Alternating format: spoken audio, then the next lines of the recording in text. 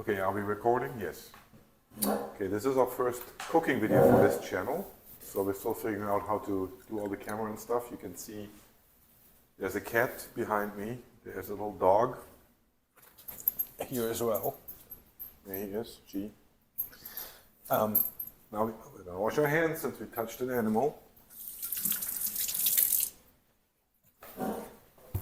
So what we're going to do in our first cooking video, because it's summer in Texas and we want to do something light, we are going to make two fish plates today, and one will be a crudo and the other one will be a tartare. And for both of those we're going to use this salmon.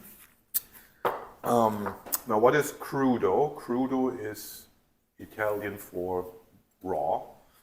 And I think a lot of time people think about raw fish, they think about sushi and sashimi. So in Japan it's quite common to eat raw fish, but in the Mediterranean it is actually quite common as well, or has been. And so they have a certain style of doing this, so that's what we're going to do with half of this fish.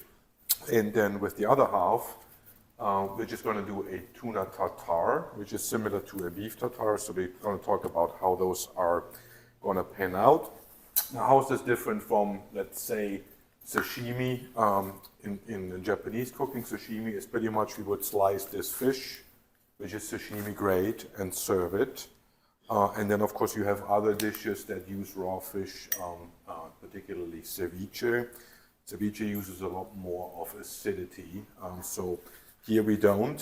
For the crudo, we're just going to use olive oil and lemon, basically.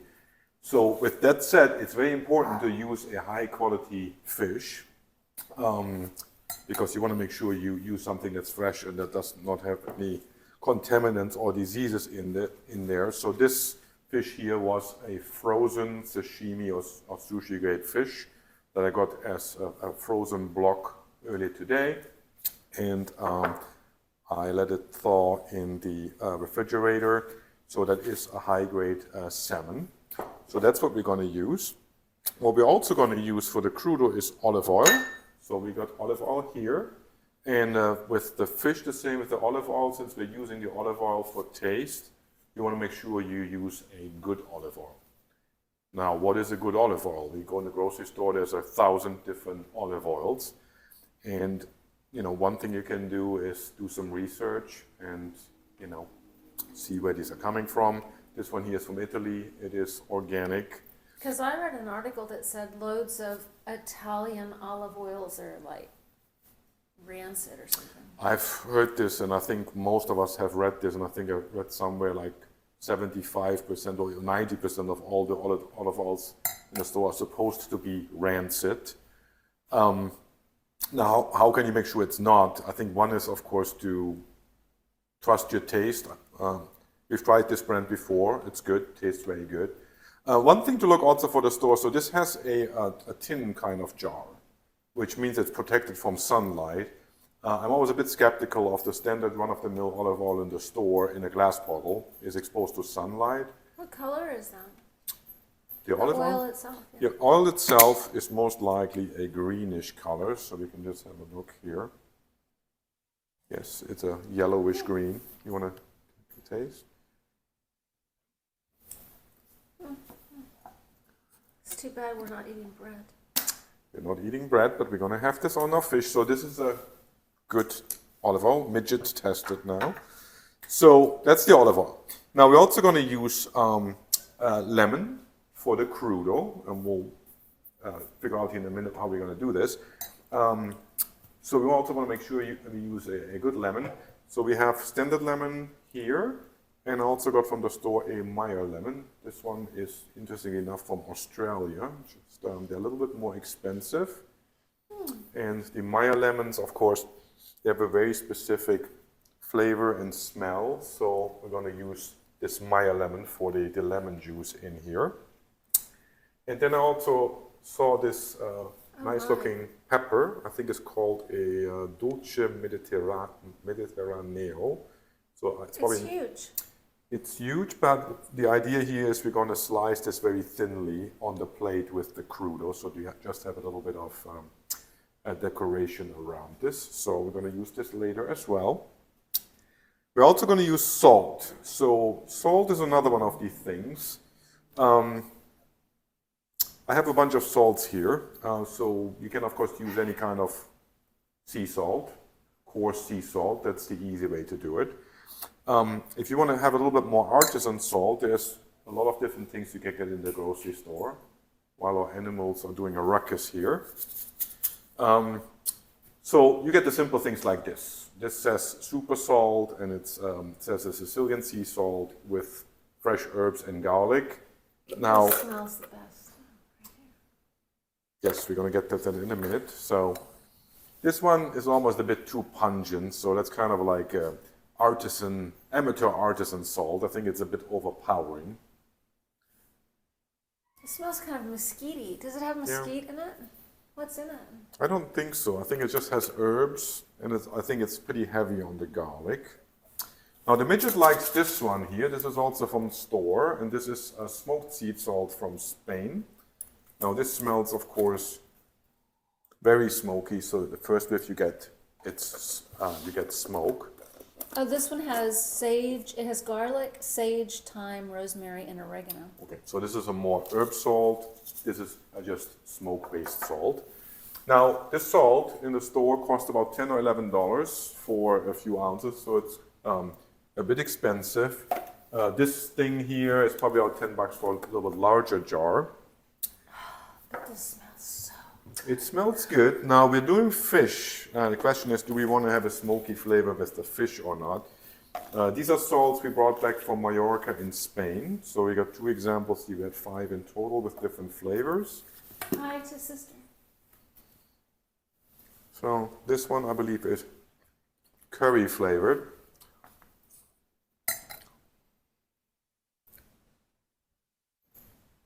Is it?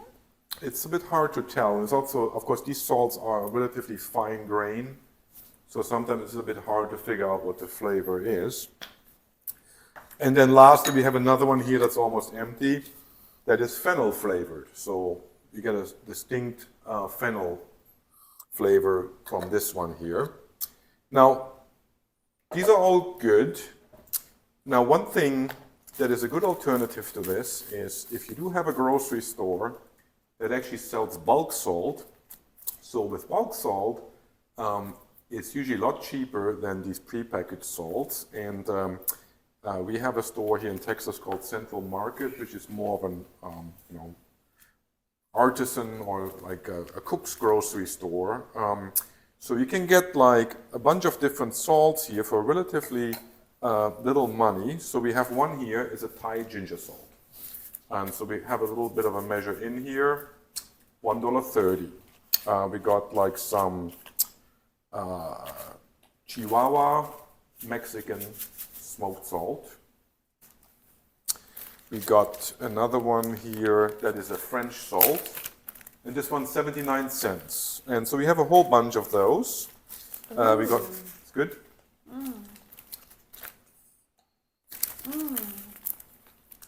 That smells yummy. So this is the fun thing here as well. With the bulk salt, we can have a lot of different things to try and experiment with. And I got 2 more today. One cost 30 cents, one cost 46 cents. And one is a flaky salt from Cyprus. Wild porcini? Porcini mushroom. Probably not what we're going to use here with the fish. That's probably not a good combination.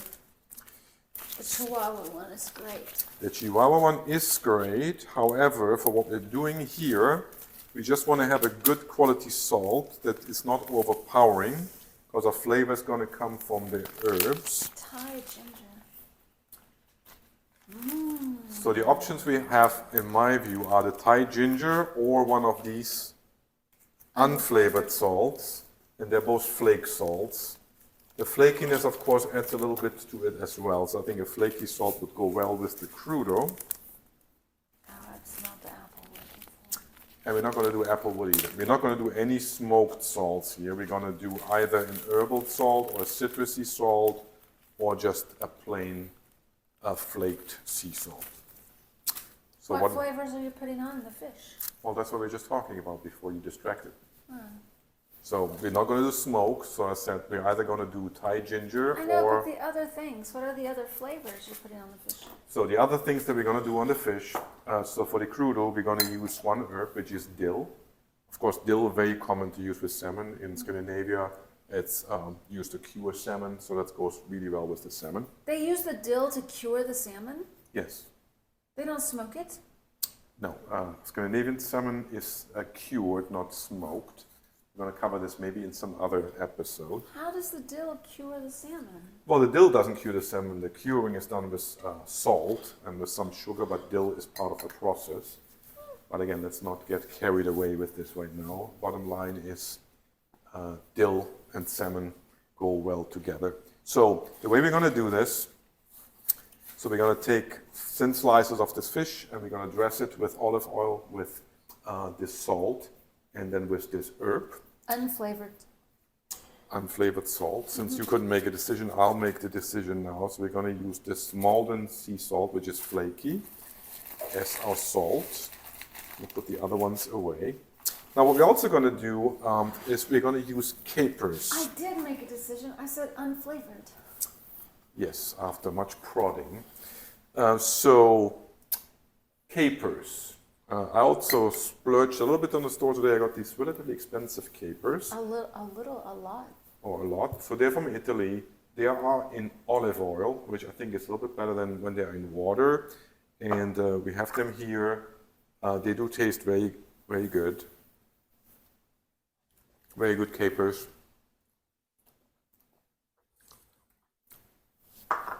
So those will also be used. Oh, wow. Good. That's very powerful. So one thing we're going to do is we're going to use some raw capers, but we're also going to fry some capers. And we're going to fry these capers here before we do anything else in this bacon grease here. And this bacon grease I got when earlier I fried this pancetta, which we're using in another recipe video, which we're going to link here below. But from that we do have this grease. So let me just get started here and start frying the capers here in this bacon grease.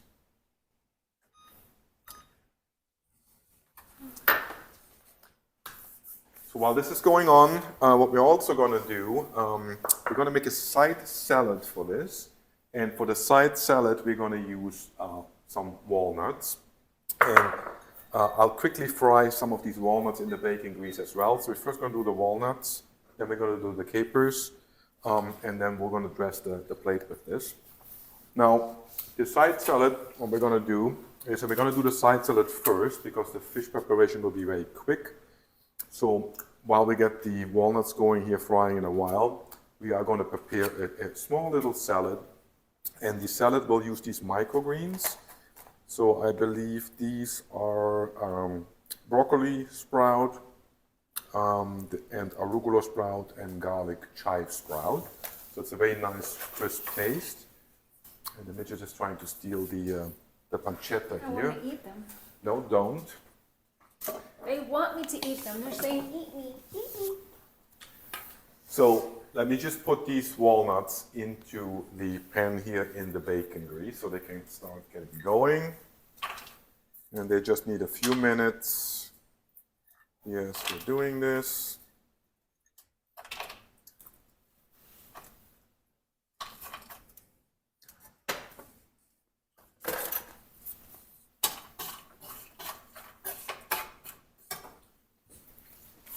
Now, as far as the salad is concerned, we're going to keep it very simple. So we will get the walnuts, and then what we're going to do is we're just going to take a pear. This is a standard Anjou pear, and we're going to make a few slices of this very thinly that we can arrange on a plate for a little side salad here for the crudo. So this is pretty straightforward, right? So we're just going to get like some slices here. You're going to have seeds in it. I was just thinking about this. It doesn't have a lot of seeds. See, there's a core. There is a core, but we're going to get around this by just halving these slices. So we get these sliced pretty quickly. Now here we got the seeds, so she was right. It's on video. It's on video. Even though I accused her earlier of not being able to cook, but He did. He said I couldn't cook. He said, actually, you can sew as well as I can cook. I cannot sew. It's very rude, isn't it? So we're gonna get our slices here, and I hear the walnuts are sizzling, so let me just have a look here in a second to make sure that those don't burn. And we're just gonna halve these slices pretty coarsely here, that will be fine. So we're gonna dress that salad. Take this away, so let's have a look here at these walnuts. We got a little bit of, okay, this is good. So we're gonna take those out.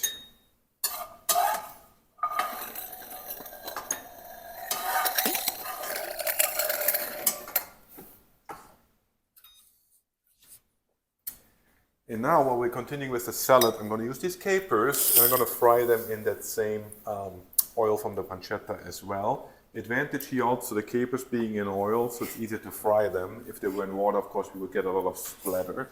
Winston was on the table. Winston.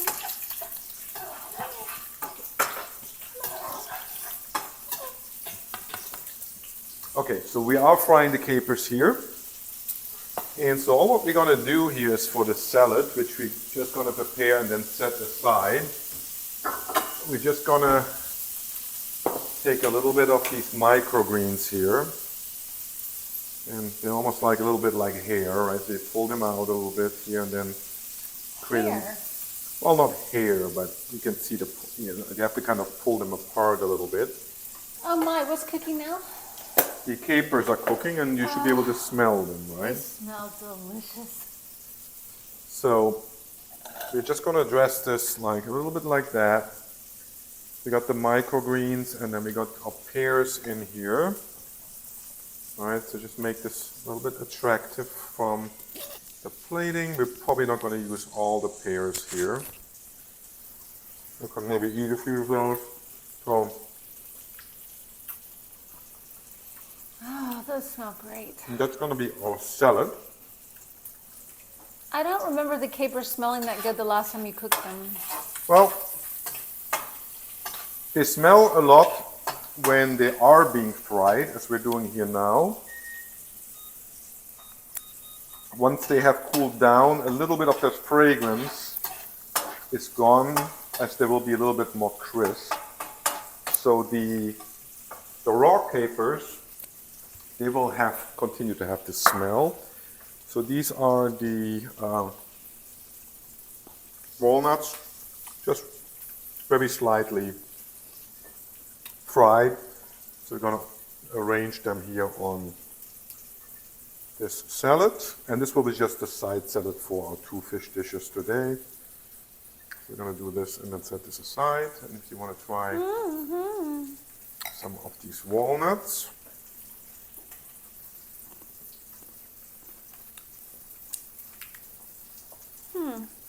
And then what we're going to do for the salad, we're going to use some balsamico, and this is aged balsamico. So the advantage of aged balsamico, it's very viscous. So as we pour this out, you can see it's quite thick. So this is ideal for stuff like this. Looks good, sticks to the salad pretty nicely. So that is a very easy way to make a good looking salad. And then we're going to take same salt we're going to use on the fish. And just sprinkle this over here. It's flaky salt, so with your fingers you spread it around a little bit. And this will be our salad. So we're going to have a picture here later. So we're going to set this aside. And now let's have a look at how our capers doing. They smell great.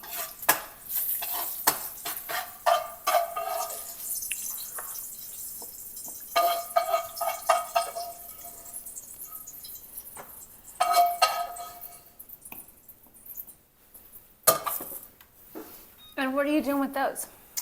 The capers will be used for both the crudo as well as also for the tartare. That's how they look. You still have a nice aroma. I think it now has gotten a little bit to the point where you get a little bit more of the They don't flavor. smell as good as they did when they were cooking in the air. Yeah, so the freshness is gone a little bit. I also ran out of wine. It's amazing how you drink all that wine while you were cooking things.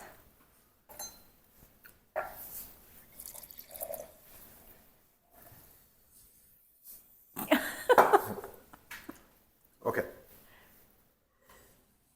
What we're doing. Okay, so I think we are about ready to... Should I stop it? No.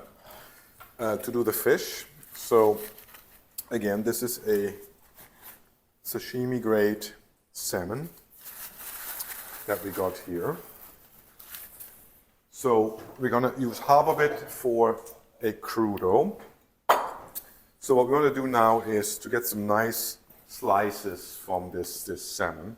So to do that, we're just gonna use this sushi knife. You don't have to use a sushi knife, but for something like this cut, it should be ideal. So we're gonna make a few thin slices of this beautiful salmon, and that will be for our crudo. So you just pull this knife through, right? Similar to make sushi or sashimi. So that this should be a beautiful crudo we can make out of this. So just gonna take this side of the fish and make our slices.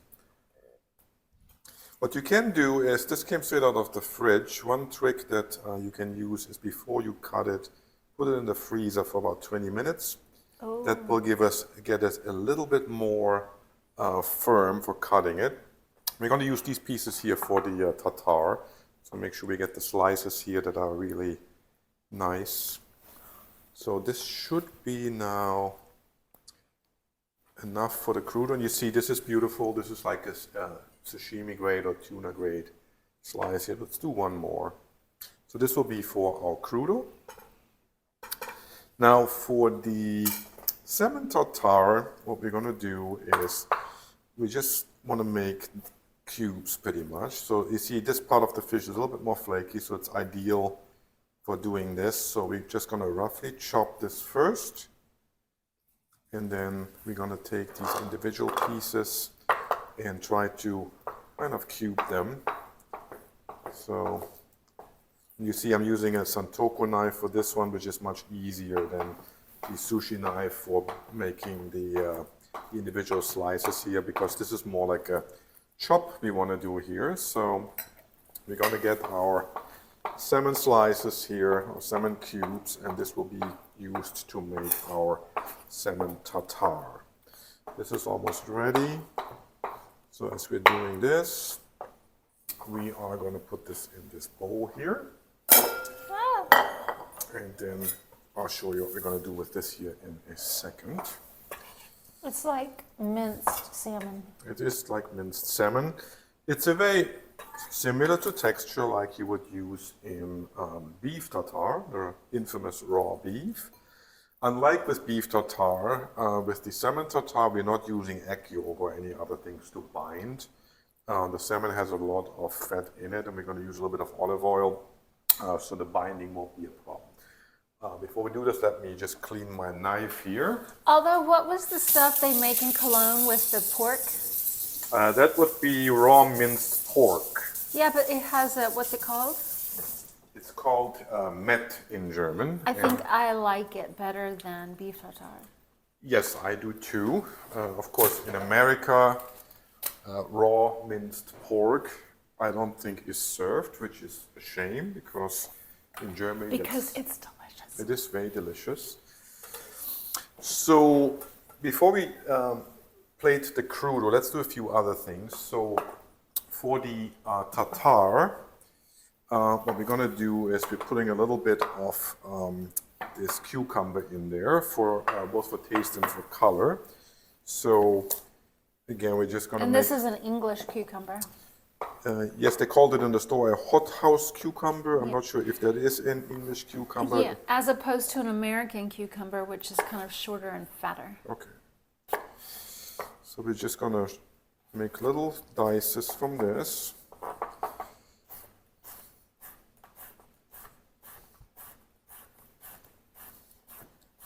We just have to make sure that we get From enough. the Aperol we had earlier. That is from the apple. So we make them a little bit smaller here, the dice.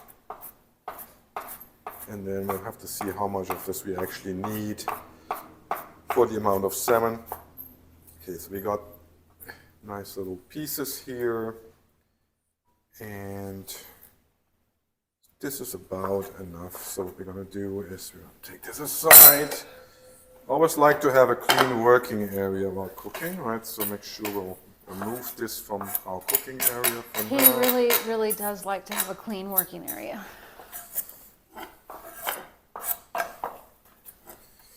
So put this aside, and the cucumber goes over here for later use.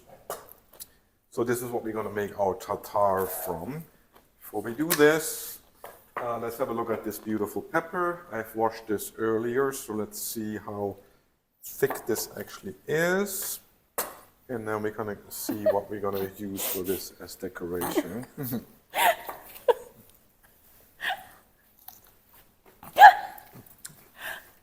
Somebody's amused about something, I'm not sure what. Okay, this is a pretty mild, Is it really? this is a very mild pepper. I don't like spicy. So what we're going to do is we just make very thin slices on this. And this is for a little bit of flavor for the crudo, but also for a little bit of getting a little bit of color into the dish. Oh, it's like a very flavorful bell pepper. It is, yes, it's kind of a bell pepper on steroids. But a it's bit very, sweet. yeah, it's very flavorful. So that's what we have here. Bell pepper on steroids. Now, let's first finish our tartare. So for the tartare, what we want to do is getting a little bit of the olive oil, which is here. Not too much, just maybe about a tablespoon. And then you can use vinegar if you want to have a little bit of vinegar taste. So I'm going to use just like Japanese rice vinegar, just a dash. So we get a little bit of acidity in there. And then what we're going to use as additional flavoring here is we're going to use chive.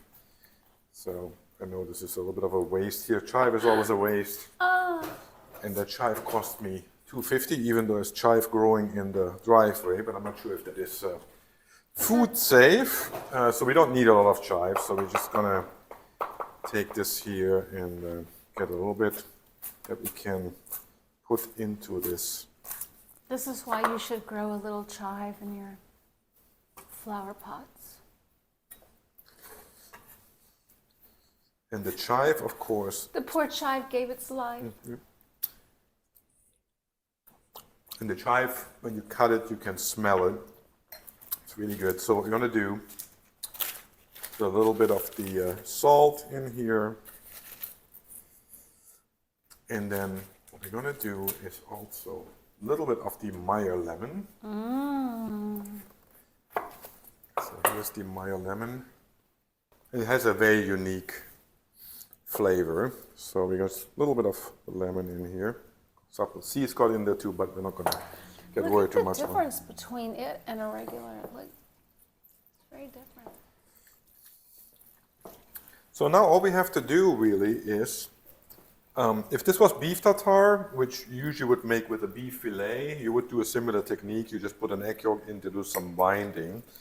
And all we're going to have to do here is pretty much is you mix the ingredients, and then what we're going to do is we're probably going to form 2 small balls here and then start plating this. So let's get another plate.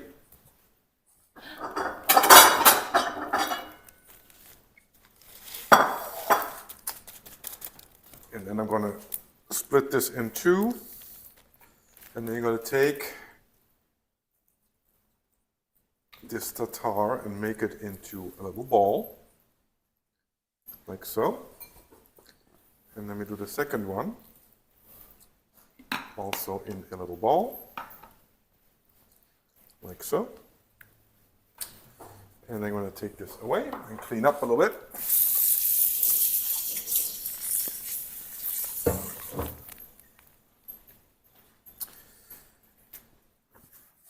And now let's see how we can get this first place decorated a little bit. So we have our chives, our capers here that are fried. So I think they go very well with this as a little contrast. And Oh, they sound kind of crunchy. They do sound crunchy. And so this is probably all we have to do. A little bit counterpoint. Here can also be a little bit of balsamic vinegar. Also looks good on the plate. Let's do this, right? So, and then what we can also do now is, one option is to put onion or shallots in there, and that's usually the traditional way. What we're going to do here instead, and this actually compares very well to the raw pork in Germany, you add the onion to it later. Onion here being a shallot. Is that served everywhere or just in Cologne? It is served in most places in Germany. It's generally called Mett, M-E-T-T, and some people serve it as a Mett hedgehog or Mett eagle in Germany. So you have a big mass of raw pork, and then you have the onion sticking out of it. That makes it a hedgehog. So here the comparison is, rather than having had the shallots put into the salmon tartare, we're going to put it on the outside and use the shallots and sprinkle them over there. So that makes for a little bit of a different taste and sensation. You see, you have these beautiful little shallot pieces here. And now we're just going to put the shallots over here like this. He talks to me like this every night when he's cooking.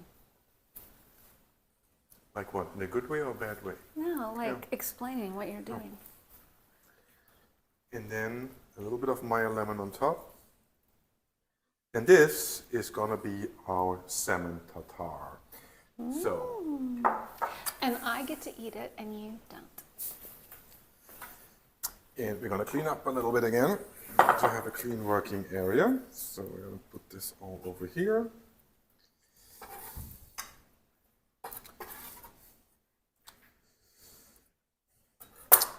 Okay, so now finally we're going to make the crudo. And crudo is actually very, very simple to do.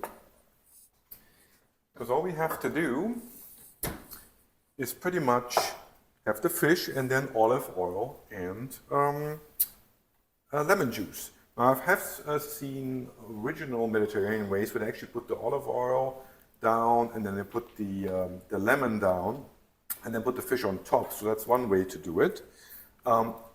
We're probably going to do it a little bit differently today here. So we're going to take the fish. So this is the slices that we got here. We have probably quite a few slices here, so maybe even almost too much for one plate. So I want to make sure, of course, every single slice is fanned out here properly. And then we're going to rearrange this a little bit so you can see here that this plate is kind of gets the fish. Now we're going to wash our hands.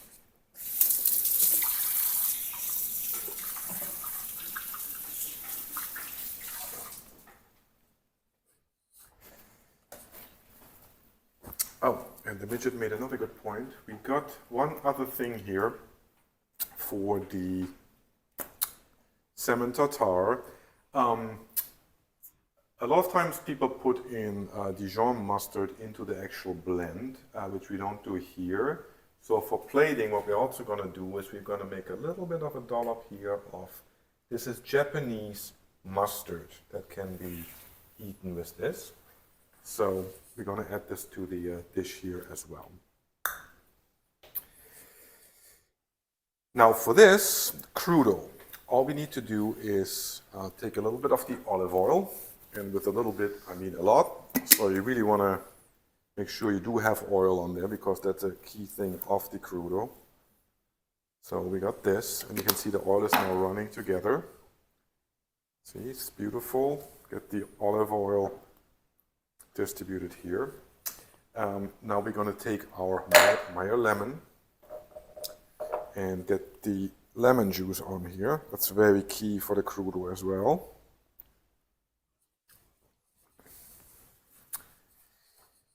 Then we're going to take our flaky sea salt. Why does it have so much olive oil? Well, you really want to have the olive oil taste, and I think you also want to have enough oil so it doesn't become too overwhelming with the lemon juice. And another reason for it, as we're now adding the dill, right? So we're going to take the dill sprigs here. I think they will also go well here and go with the oil. So we get this blended a little bit.